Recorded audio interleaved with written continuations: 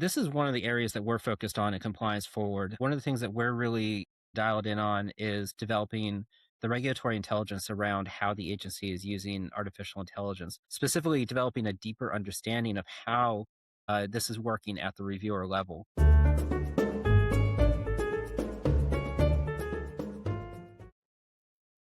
Hi, everyone. I'm Virginia Foley, founder of Compliance Forward. With me is Jason Cober, senior consultant at Compliance Forward. This is the Promotional Intelligence Podcast. Today, we're going to spend some time talking about FDA's use of artificial intelligence. Jason brings a very unique perspective on the FDA's integration of AI across the agency, and he's here to discuss the recent press release announcing ELSA 4.0, what's been left out of the press release, and what industry needs to know about the agency's use of AI. If you stick around until the end, Jason will also share some actions you can take today and stay ahead of the changes we're seeing at the agency. Jason and I hear a lot of anecdotal stories about how the FDA is using AI, and we want to talk about it. So let's dive in. Jason, FDA has announced that ELSA 4.0 is now live. You tested pre-production versions of it while you were at FDA. What are your initial thoughts on the news? Hi, Virginia. Always happy to come on and talk about artificial intelligence. Overall, my assessment is that it's good news for the agency as it provides staff with a tool to potentially speed up review and approval timelines. So this could be a real benefit to review staff in FDA. At the same time, though, there's still a lot of questions that need to be answered, and we need to learn and get a better understanding of how staff are actually using ELSA in their day to day. That makes sense. So what do we know so far? So the press release talks about a few things. The first thing that they talk about is they describe a new system that they brought online.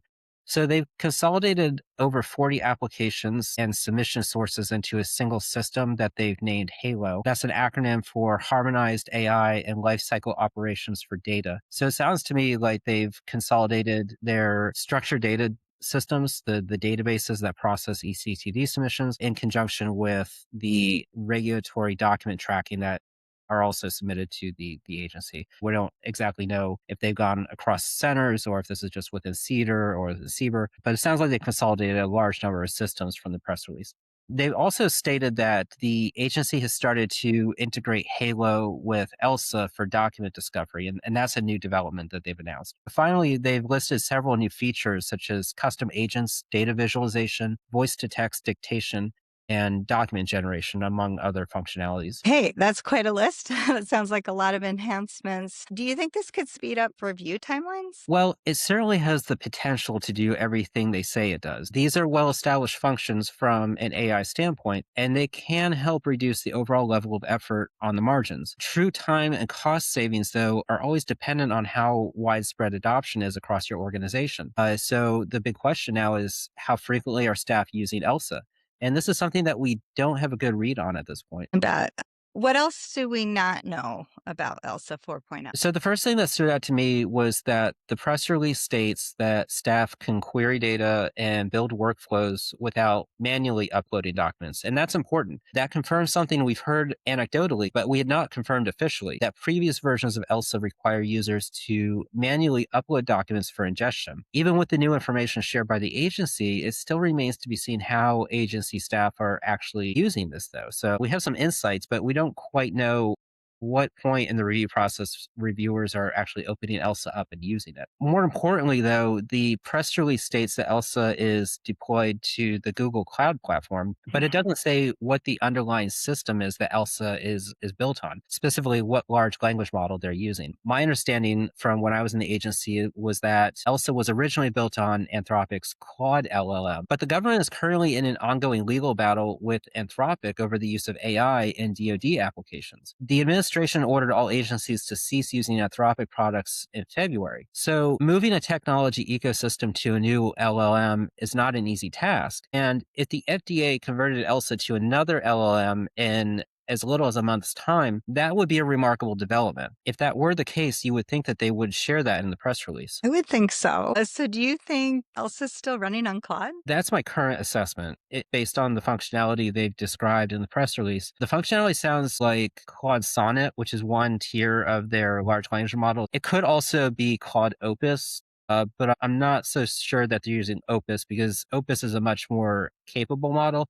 And it's also a lot more expensive, which we're going to talk about here in a minute. Very good detective work. I think is super interesting.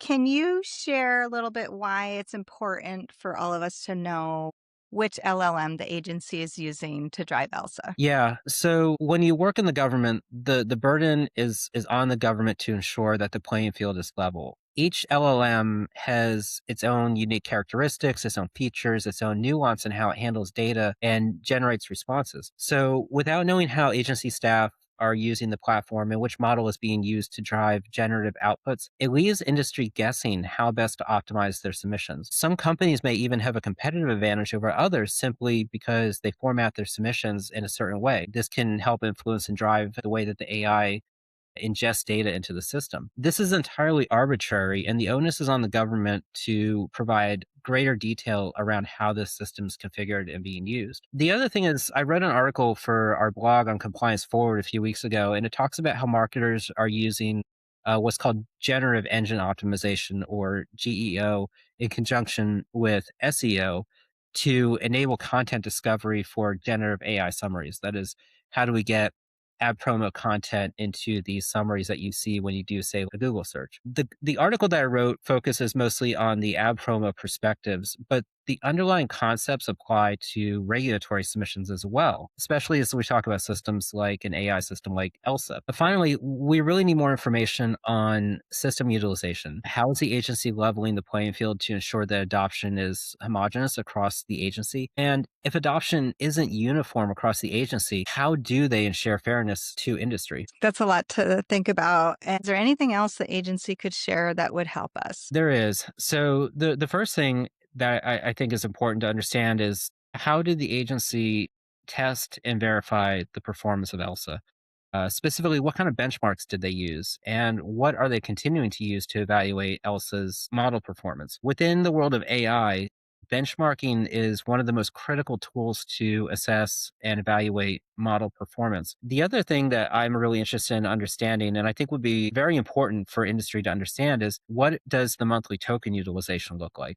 Well, now I have to ask, why is token utilization important? It's a great question. And this comes up a lot as companies are transitioning and starting to integrate AI in their own business operations, because tokens are a very unique feature of AI systems. So, to explain what they are, tokens are one of the key measurements of both inputs and outputs in AI systems. A very simple way to think of tokens is to think of them as about three-quarters of a word. And that's a very oversimplified explanation. Each token represents a fragment of a word, but it really gets to the way that words and sentences and even documents are broken down so that an AI ingestion process can understand the contextual meaning and make it make sense to the model. To my point about knowing the specific model the agency is using, there's quite a bit of variation in how a token is created. So we simplify it by saying it's three-quarters of a word, but is variable and it has a very deterministic effect on the output of these models. With that said, though, token utilization is a direct reflection of system utilization. Tokens are used when prompting an AI agent or uploading a document for analysis, and then they're also used when the system generates an output. If ELSA utilization across the agency is as high as the press release suggests, you would expect to see that reflected in the number of tokens that are used each month. Again, very good detective work. I love where this is going.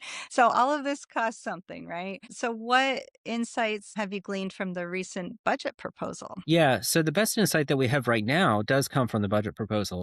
So the fiscal year 2027 budget proposal was posted last month, I believe.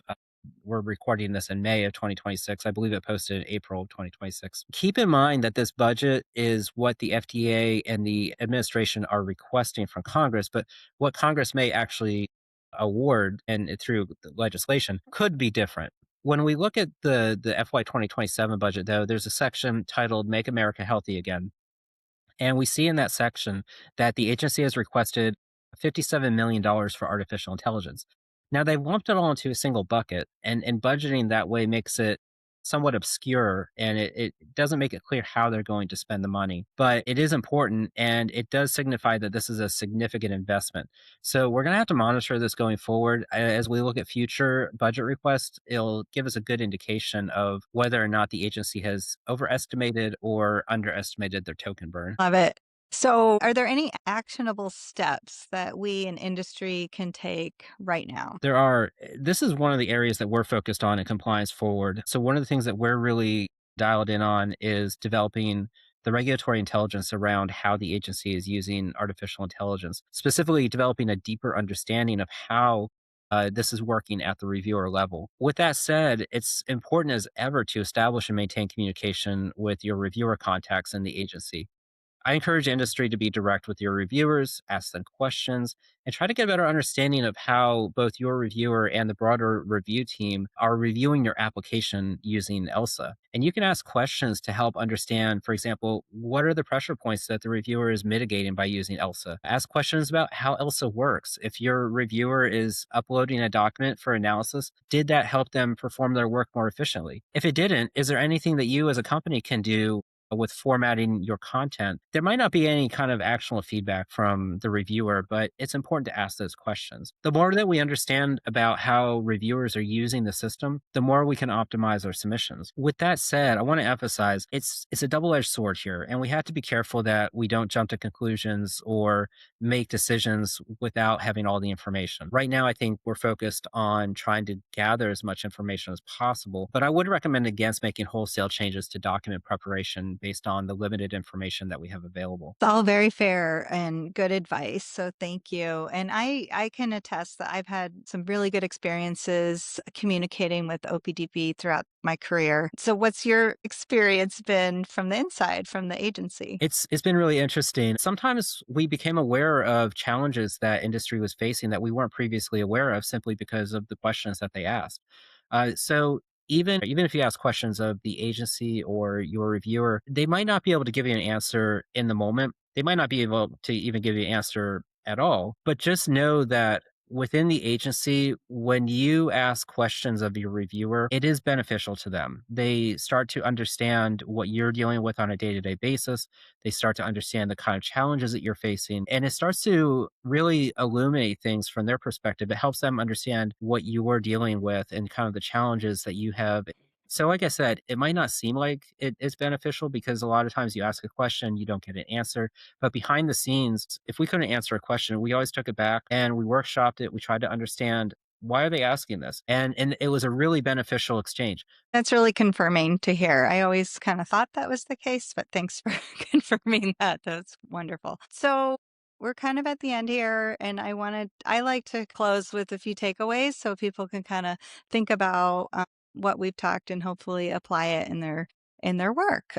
So the first thing I really kind of rose to the top is ELSA's packed with potential, might even speed up FDA reviews, but for that to happen, we really need to see some adoption across the agency. Right now, this is how I feel very much so. The industry is flying blind because we don't know the specific AI model that's powering ELSA. FDA said they'd be transparent. And we're hoping that they abide by that and share the technical details so we can all just stop guessing and figure out how to best format our submissions to move forward. And like you were just saying, the most actionable step you can take right now and always is to keep the lines of communication open with your FDA reviewer, with OPDP. Go ahead and ask them directly how they're using. Like you said, you might not get the answer. It's important to ask and working together in partnership to get your work done efficiently is always critical. So thank you everyone for joining me, the industry expert, and Jason, the regulatory authority. If you need help navigating FDA's new AI landscape or optimizing your submissions, contact us today. Thanks so much.